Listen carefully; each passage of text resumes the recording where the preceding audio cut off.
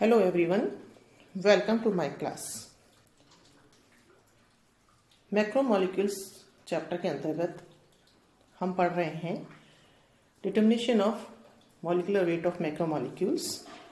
उसके अंतर्गत हमने ऑस्मोटिक प्रेशर विधि हमने लास्ट वीडियो में पढ़ी थी।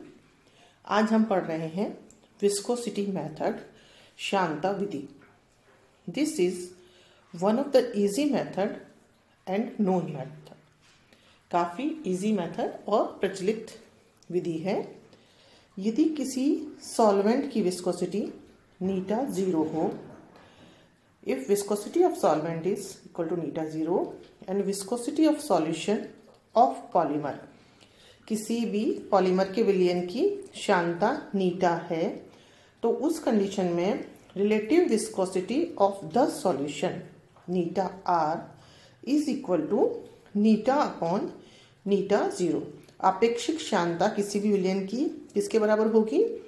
पॉलीमर के विलयन की श्यानता अपॉन विलायक की श्यानता। Eta r is equal to eta upon eta 0। ये इक्वेशन 1 दी गई है, ठीक है ना। Relative increase in viscosity is known as specific viscosity. Relative increase in viscosity is known as specific viscosity. विशिष्ट श्यानता, किसी भी श्यानता में जो आपेक्षिक बढ़ोतरी होती है उसको हम विशिष्ट श्यानता कहते हैं।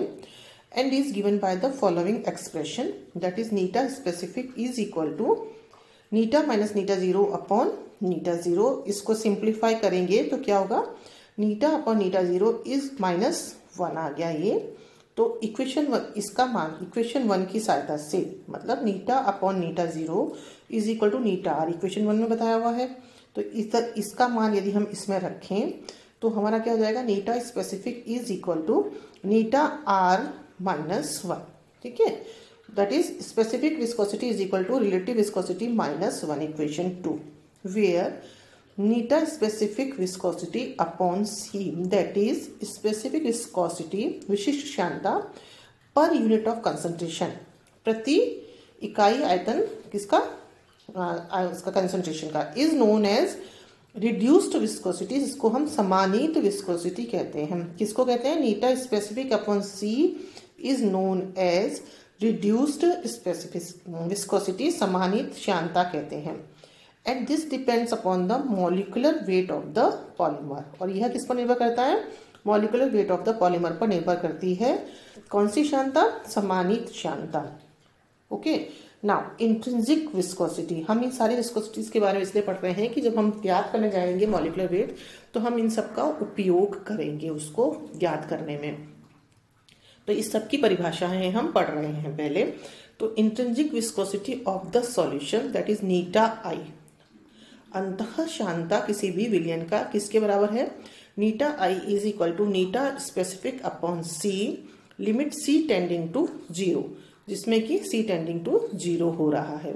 और नीटा i is also known as, जिसको हम इंट्रिंसिक विस्कोसिटी भी कह रहे हैं और इसको हम लिमिटिंग विस्कोसिटी भी कह रहे हैं। अब यदि हम नीटा स्पेसिफिक अपॉन c एवं c कंसंट्रेशन, इसमें और इसमें के मध्य के यदि हम ग्राफ खींचते हैं तो हमें क्या मिल रहा है? स्ट्रेट लाइन मिल रहा है। और उसको जब हम एक्स्ट्रापोलेट कर रहे हैं तो वह इस एक्सिस को, y एक्सिस को जहां पर काट रही है, उसका मान किसके बराबर हो गया? Eta i। तो intercept of this graph is equal to eta i होता है। और नीटा i किसके बराबर है? Eta specific upon c, limit c tending to 0। Okay, done. मतलब हम नीटा i इस ग्राफ के द्वारा ज्ञात कर सकते हैं जब हमें नीटा स्पेसिफिक एवं c पता हो, कंसंट्रेशन पता हो विलयन के, और यदि डिफरेंट विलयंस की स्पेसिफिक विस्कोसिटीज हमें पता हो तो हम इंट्रिंसिक विस्कोसिटी अंतः श्यानता ज्ञात कर सकते हैं। Done. Now according to Staudinger, relation between intrinsic viscosity जो हमने निकाली and molecular weight of a polymer, उसने एक रिलेशन दिया जो कि इंट्रिंसिक विस्कोसिटी और मॉलिक्यूलर वेट ऑफ पॉलीमर के मध्य में, दैट इज नीटा i is equal to km raise to power alpha. इसका यदि हम पूरी इक्वेशन का लॉग लें तो क्या होगा? लॉग नीटा i is equal to log k plus alpha log m। m क्या है? Molecular weight of a polymer, किसी भी पॉलीमर का मॉलिक्यूलर वेट, ठीक है। तो अब हम इस इक्वेशन से मॉलिक्यूलर वेट ज्ञात कर सकते हैं यदि ये के और अल्फा जो कि यहाँ कांस्टेंट है हमें ज्ञात हो। तो अब पहले हमें क्या ज्ञात करना है, के और अल्फा का मान ज्ञात करना है, जो कि इसमें रखेंगे और हम फिर इससे एम का मान ज्ञात कर सकते हैं। Now to determine the values of k and alpha, k and alpha का मान ज्ञात करने के लिए पॉलीमर के डिफरेंट कंसंट्रेशंस के सॉल्यूशन बनाते हैं हम। जिस पॉलीमर का मॉलिक्यूलर वेट में ज्ञात करना है उसके डिफरेंट कंसंट्रेशंस के हम सॉल्यूशन बनाएंगे और we calculate eta I for different solutions graphically. Eta I हम किस ग्राफ, अभी इससे पहले जो ग्राफ बताया था आपको, उस ग्राफ के द्वारा हम नीटा आई का मान ज्ञात करेंगे उन डिफरेंट कंसंट्रेशन के सॉल्यूशंस के लिए। और जब नीटा आई का मान ज्ञात करेंगे और इन जो डिफरेंट सैंपल्स बनाए हमने, डिफरेंट कंसंट्रेशन के जो सैंपल्स बनाए हैं पॉलीमर के, उसके मॉलिक्यूलर वेट हम दूसरे मेथड्स के द्वारा ज्ञात करेंगे। दूसरे methods osmotic pressure method, light scattering method, sedimentation method, जो स्टार्टिंग में आपको बताए थे कि इतने डिफरेंट जो प्रोसेस हैं जिनके द्वारा हम पॉलीमर के मॉलिक्यूलर वेट ज्ञात कर सकते हैं। तो पहले तो हमने जिस पॉलीमर का मॉलिक्यूलर वेट ज्ञात करना है उसके डिफरेंट कंसंट्रेशंस के सॉल्यूशन बनाए।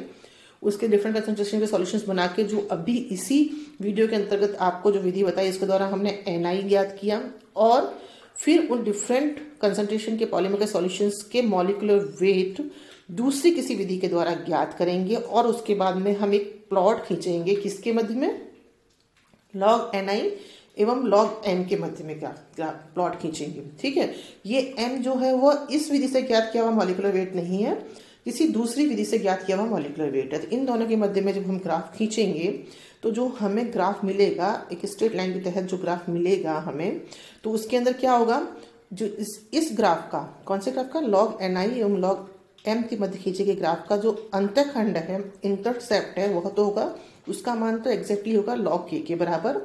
और जो स्लोप है वो होगा, स्लोप कैसे, हम जब लाइन का स्लोप निकालेंगे alpha, that will be equal to alpha का मान होगा। जो हमें चाहिए किसका मान, लॉग के का, और अल्फा का मान चाहिए। तो इस ग्राफ का इंटरसेप्ट का मान होगा लॉग के और इस ग्राफ के स्लोप का मान होगा अल्फा। ठीक है, slope of the straight line आपको मैथ्स के अंदर बहुत आसानी से समझाया जाता है और इसको हम एक ट्राइंगल के द्वारा इस तरीके से जो आपके सामने दिखाया गया है ऐसे बना के और हम ज्ञात कर सकते हैं। और स्लोप होता है P/B, इस ग्राफ का स्लोप होगा। ठीक है, तो अल्फा का मान निकाल लिया हमने और अब लॉग के का मान निकाल लिया। अब लॉग के और अल्फा और एनआई इस इक्वेशन 4 में अल्फा का मान रखें, के का मान रखें और एनआई का मान हमने निकाला है, इसका मान रखें और फिर इस इक्वेशन को हम सॉल्व करेंगे तो हमें एम का मान मिल जाएगा, हमें molecular weight of the polymer मिल जाएगा।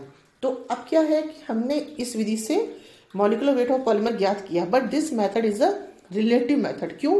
क्योंकि हमने इसमें किसी दूसरे मेथड का उपयोग भी किया है। Because in this to calculate value of constant we use other methods.